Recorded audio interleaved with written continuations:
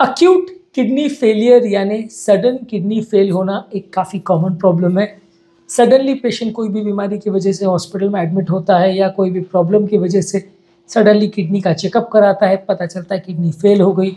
और सबसे प्रॉब्लमेटिक चीज़ ये है कि बिल्कुल नॉर्मली फंक्शन अगर किसी व्यक्ति का किडनी का हो रहा हो, वैसे व्यक्ति का किडनी भी 24 घंटे के अंदर सडनली फेल हो सकता है। तो आज बात करेंगे कुछ यूज़फुल टिप्स के बारे में जो किडनी फेलियर वाले पेशेंट्स के लिए उपयोगी है या किडनी फेल होने से बचाने में उपयोगी है। टॉपिक पर जाने से पहले जो लोग हमारे चैनल पर नए हैं उन्हें रिक्वेस्ट करूँगा कि चैनल को सब्सक्राइब करें, वीडियोस को लाइक और शेयर करें। यदि आप किडनी की बीमारी से बचना चाहते हैं तो सबसे वैल्यूएबल टिप इसके लिए ये है कि पानी ज़्यादा पीजिए। किडनी बेसिकली शरीर के सारे टॉक्सिन्स को निकालने का काम करती है। डिहाइड्रेशन सबसे ज़्यादा इम्पोर्टेंट रिस्क फैक्टर माना जाता है सडन किडनी फेलियर के लिए। तो यदि आपको किडनी की प्रॉब्लम से बचना है तो किसी भी सर्कमस्टेंस में बॉडी को डिहाइड्रेट होने मत दीजिए। ये एक मात्र ऐसी चीज़ है जिसको अगर आप रेगुलरली फॉलो करेंगे तो एटलीस्ट 30 to 40% केसेस में आप अपनी किडनी को लाइफ टाइम सुरक्षित रख सकेंगे। तो एक मंत्र बना लीजिए कि आपको बॉडी को डिहाइड्रेट होने नहीं देना है। दिन भर में 2 से 3 लीटर पानी पीना है। गर्मियों के मौसम में और ज़्यादा पीना है। अगर मान लीजिए कोई कारण से ऐसी कोई बीमारी है जिसकी वजह से फ्लूइड रिस्ट्रिक्शन हो रहा है तो फिर कॉशियसली उसको मॉनिटर करना पड़ेगा कि कितना पानी आप ले सकते हैं। पर सिवियर हार्ट फेलियर के अलावा बाकी सब पेशेंट्स में ज़्यादातर पानी ज़्यादा लोगे तो फ़ायदा ही होगा। इसलिए मान के चलिए कि अगर आप अपनी किडनी को अक्यूट फेलियर से बचाना चाहते हैं तो ज़्यादा से ज़्यादा आपको पानी पीना है, लगभग 2 से 3 लीटर। ज़्यादा पानी का मतलब ये नहीं है कि आप दिन भर में 10-20 लीटर पानी पी जाओ और दिन भर पानी ही पीते रहो, वो नुकसान करेगा। लेकिन अगर आप 2-3 लीटर पानी पीते हो तो ये सबसे बेस्ट है। इसके अलावा आपको बैलेंस डाइट लेना है जिसमें सब्जियां, whole grains, fruits, lean protein के सोर्सेज और हेल्दी फैट्स ज़्यादा रहेंगे।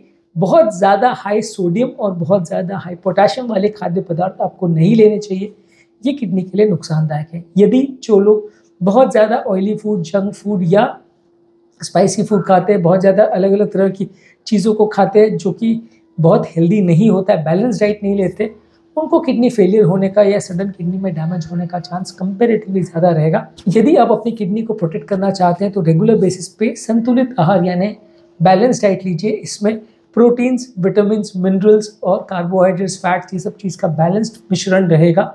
कोई चीज़ भी बहुत ज़्यादा या बहुत कम आप अगर करते हैं तो ये आपकी किडनी के लिए अच्छा नहीं माना जाएगा। इसके अलावा ब्लड प्रेशर को मॉनिटर करना काफ़ी ज़्यादा ज़रूरी है। ब्लड प्रेशर बहुत ज़्यादा है तो भी किडनी के लिए नुकसानदायक है और ब्लड प्रेशर अगर सडनली कम हो जाए तो भी किडनी के लिए नुकसानदायक है। ज़्यादा ब्लड प्रेशर किडनी को धीरे धीरे डैमेज करता है। हाँ, अगर बहुत ज़्यादा हो, 200-250 क्रॉस कर जाए तो सडनली डैमेज कर सकता है। लो ब्लड प्रेशर भी किडनी को थोड़ा थोड़ा डैमेज करता है, खासकर अगर 100 से नीचे चला जाए सिस्टोलिक प्रेशर, और अगर 60-70 सिस्टोलिक से नीचे चला जाए तो सडनली किडनी को ज़्यादा डैमेज कर सकता है। इसलिए ब्लड प्रेशर को प्रॉपरली एक थ्रेशोल्ड के अंदर मेंटेन करना ज़रूरी है। ना बहुत ज़्यादा बढ़ने दे, ना बहुत कम होने दे। दोनों ही सूरतें किडनी के पेशेंट्स के लिए नुकसानदायक है। इसी तरह से शुगर का मैनेजमेंट भी ज़रूरी है। यदि आपका ब्लड शुगर बहुत ज़्यादा हो जाता है या ब्लड शुगर बहुत कम हो जाता है, दोनों ही किडनी वाले पेशेंट्स के लिए अच्छी नहीं है। लॉन्ग टर्म कॉम्प्लिकेशंस उसमें ज़्यादा होते हैं, अलग अलग तरह के इश्यूज ज़्यादा होते हैं। इसलिए ब्लड शुगर को ना बहुत ज़्यादा होने दें, ना बहुत कम होने दें, उसको प्रॉपरली मेंटेन करके रखें। 100 से 150 के बीच में अगर आप ब्लड शुगर को प्रॉपरली मैनेज करोगे और उसमें सडनली कोई इश्यूज नहीं आएंगे कि सडनली हाइपो में चले गए, हाइपर में चले गए, तो आपको किडनी का इशू नहीं आएगा।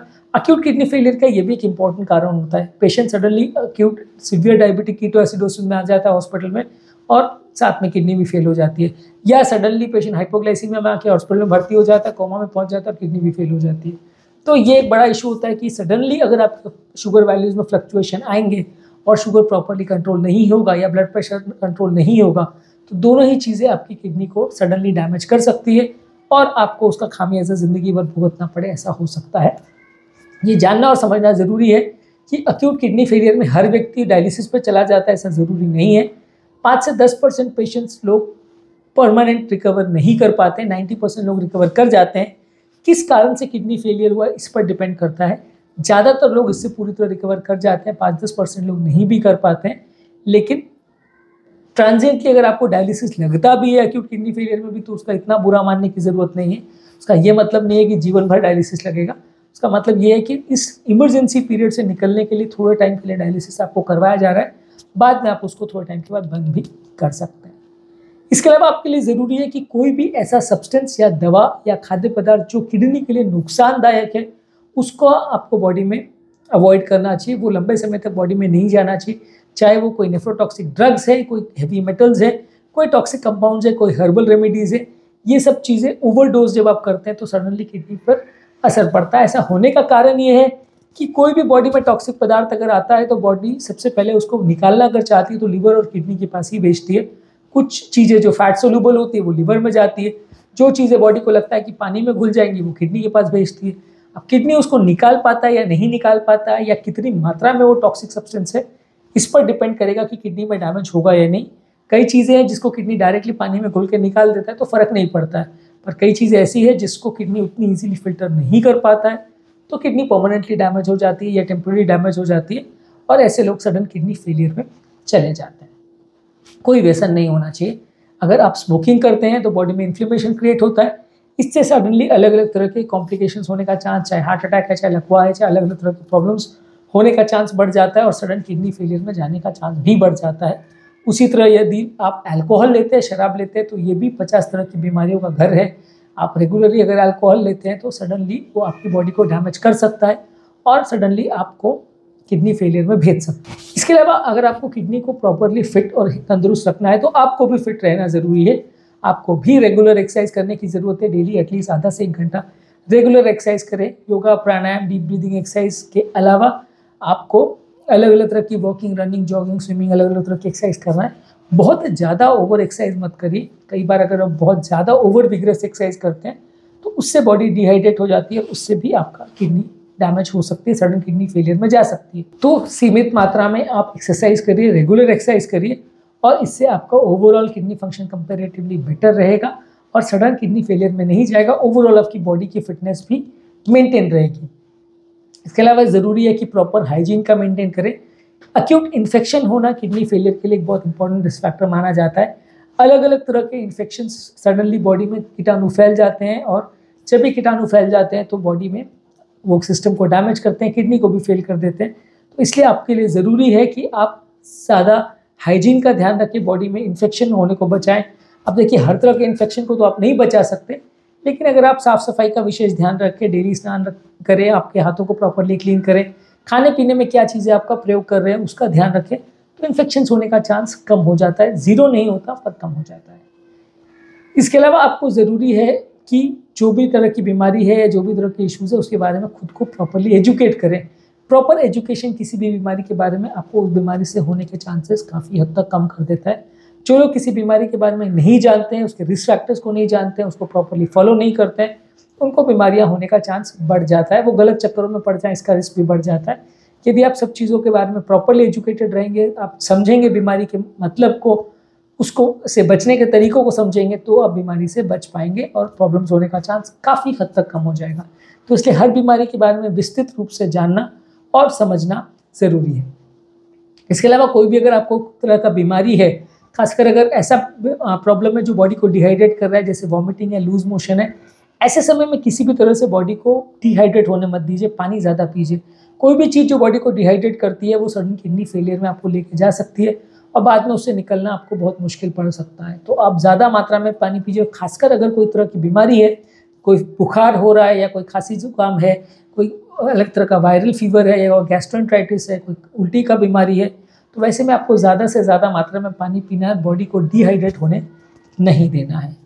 इसके अलावा कैफ़ीन वाली चीज़ें भी आपकी किडनी के लिए अच्छी नहीं है। चाय, कॉफ़ी और एनर्जी ड्रिंक्स, ये जैसे बिग बुल, रेड बुल, ये सारी ड्रिंक्स आती है जो आपकी बॉडी को बहुत एनर्जी देती हैं, ये सारी ही ड्रिंक्स में कैफ़ीन होता है और ये सडन किडनी को डैमेज कर सकती हैं।